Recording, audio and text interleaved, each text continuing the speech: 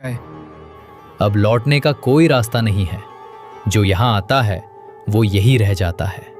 तू अभी भी उसी धोखे में जी रहा है जिसे तू सच मान बैठा। वो कभी सच था ही नहीं। तेरी आंखों के सामने सच था, लेकिन तूने उसे देखना ही नहीं चाहा। मैंने उसे अपने साथ चलते देखा है, उससे बात की है, वो यहीं कहीं है। तुम झूठ बोल रहे हो। मुझे बेवकूफ बनाने की कोशिश मत करो। मैं अपनी आंखों पर यकीन करता हूं, तुम्हारी बातों पर नहीं।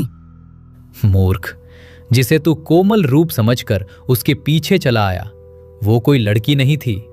वो एक रूहानी जाल था जो तेरी चाहत के अनुसार रूप बदलता रहा। तू उसके जाल में फंस चुका था और अब भी समझ नहीं रहा।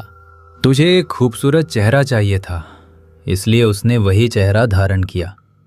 तंत्र की शक्ति वही दिखाती है जो देखने वाला देखना चाहता है। तेरी चाहत ही तेरी सबसे बड़ी कमजोरी बन गई। नहीं, यह सच नहीं हो सकता। वो मेरे साथ थी, उसने मुझसे बात की, वो जिंदा थी। मैंने जो महसूस किया वो झूठ नहीं हो सकता। अगर भरोसा नहीं है तो देख ले। वो रहा उसका असली शरीर, कई सालों से यहीं पड़ा हुआ। जिसे तू जिंदा समझ रहा था वो सिर्फ एक परछाई थी। जिसके साथ तू चल रहा था वो सिर्फ एक छलावा था। ठीक वैसे ही जैसे वो ट्रेन जिसमें तू बैठा था। हर चीज जो तूने देखी वो तेरी सोच का खेल था। सब कुछ तेरी आंखों के सामने था, पर सच तुझे अब दिख रहा है। लेकिन अब बहुत देर हो चुकी है। अब तू भी इस कहानी का हिस्सा बनने वाला है। अघोरी की बात खत्म होते ही पत्थर की बेदी पर पड़ा रागिनी का बेजान शरीर अचानक हल्के हल्के कांपने लगा, जैसे उसके भीतर कोई हलचल जाग उठी हो। अगले ही पल उसका शरीर तेजी से तड़पने लगा, जैसे किसी अदृश्य पीड़ा में जकड़ा हो। यह दृश्य देखकर विक्रम के पैरों तले जमीन खिसक गई। उसकी सांसें रुक सी गईं। उसे साफ महसूस हुआ कि यह सिर्फ एक निर्जीव शरीर नहीं है, बल्कि रागिनी की आत्मा अब भी वहीं फंसी हुई है और छटपटा रही है, जैसे किसी बंधन से मुक्त होने की कोशिश कर रही हो। आज अमावस की रात है विक्रम। ऐसी रात में की गई साधना कभी अधूरी नहीं रहती। जब तेरे खून की बूंद इस बेदी पर गिरेगी, तब एक मृत शरीर फिर से जी उठेगा। चुप रहो।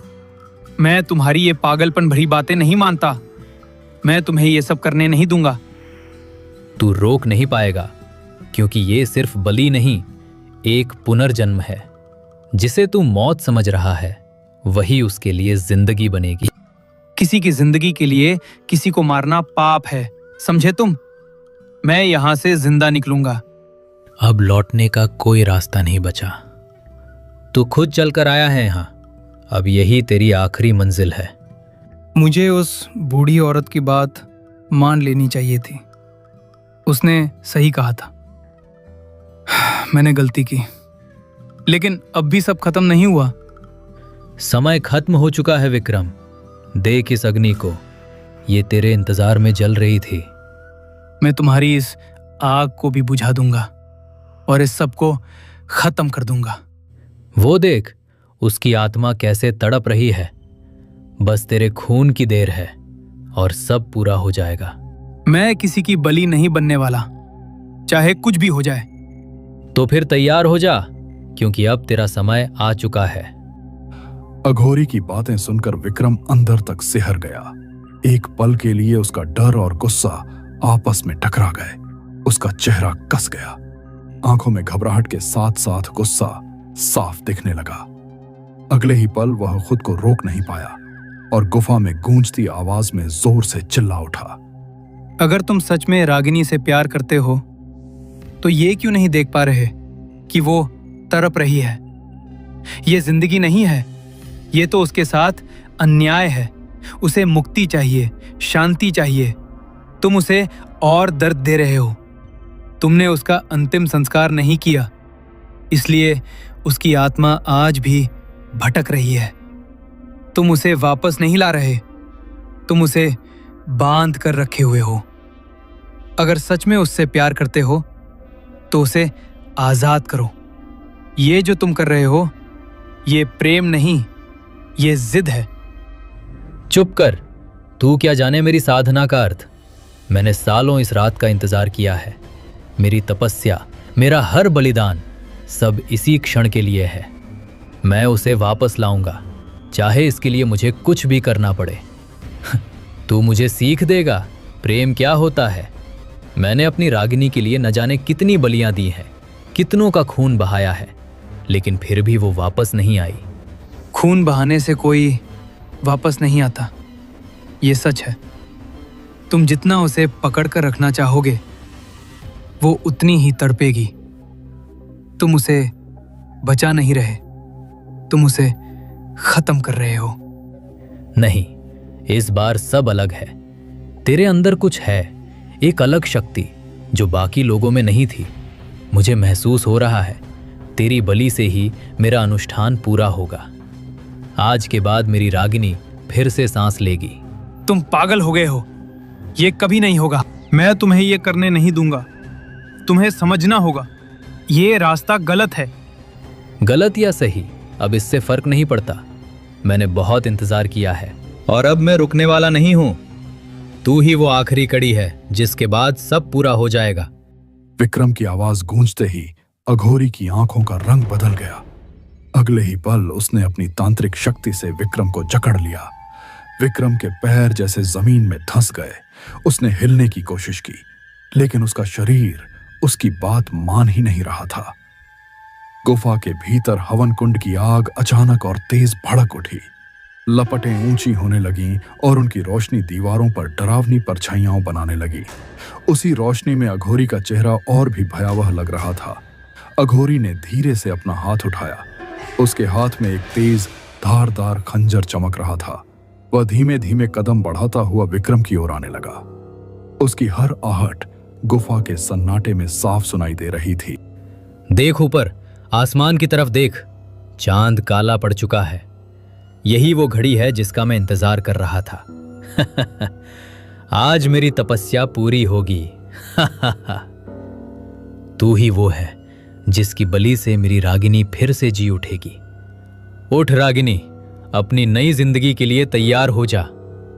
रुक जा पागल अघोरी, ऐसा मत कर। तू समझ क्यों नहीं रहा? ये सब गलत है। मरे हुए को वापस लाया नहीं जाता। वो इंसान नहीं रहता, वो कुछ और बन जाता है, एक शैतान। तू अपनी ही प्रेमिका को तड़पा रहा है। उसे मुक्ति दे, उसे जाने दे। तू प्यार नहीं कर रहा, तू उसे कैद कर रहा है। अगर सच में उससे प्यार करता है तो उसे आजाद कर। चुप, मुझे मत सिखा क्या सही है क्या गलत। मैंने सालों इस पल के लिए तपस्या की है। अब कोई मुझे रोक नहीं सकता। ये प्रकृति के खिलाफ है। तू जो कर रहा है उसका अंजाम बहुत बुरा होगा। तू उसे वापस नहीं ला पाएगा, बस उसकी आत्मा को और भटकाएगा। मुझे अंजाम की परवाह नहीं, मुझे सिर्फ अपनी रागिनी चाहिए, चाहे कुछ भी करना पड़े। बस बहुत हो गया, अब तेरी बातें नहीं सुनूंगा। अब तेरी बलि ही इस कहानी का अंत तय करेगी। अघोरी अचानक गुस्से से गरज उठा। उसकी आवाज पूरी गुफा में गूंज गई और वह तेज कदमों से विक्रम की तरफ बढ़ने लगा। तभी पत्थर की बेदी पर पड़ा वह निर्जीव शरीर हल्का हल्का हिलने लगा।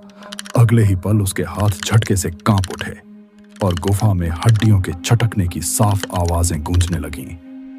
विक्रम की नजर जैसे ही उस तरफ गई, उसका खून सूख गया।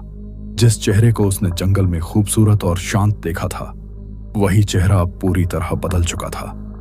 त्वचा सड़ चुकी थी, जगह जगह से गलकर लटक रही थी और जहां कभी उसकी आंखें थीं, वहां अब गहरे काले खाली गड्ढे नजर आ रहे थे, जैसे अंदर सिर्फ अंधेरा ही बचा हो। नहीं नहीं, ये वो नहीं है जिसे तू वापस लाना चाहता है। ये सिर्फ एक शैतान है जिसे तू अपनी जिद में इस दुनिया में वापस ला रहा है। तू देख नहीं पा रहा उसका असली रूप कैसा हो चुका है। ये इंसान नहीं रही, ये कुछ और बन चुकी है। अगर ये पूरी तरह जाग गई तो किसी को नहीं छोड़ेगी। तू अपनी ही हाथों से एक विनाश को जन्म दे रहा है। रुक जा, अभी भी वक्त है। इस अनर्थ को यहीं खत्म कर दे, उसे मुक्ति दे, उसे इस हालत में वापस मत ला। अघोरी हाथ में खंजर लिए तेजी से विक्रम की ओर बढ़ रहा था और विक्रम डर से बुरी तरह कांप रहा था। तभी अचानक उसे अपनी जेब में कुछ भारी सा महसूस हुआ।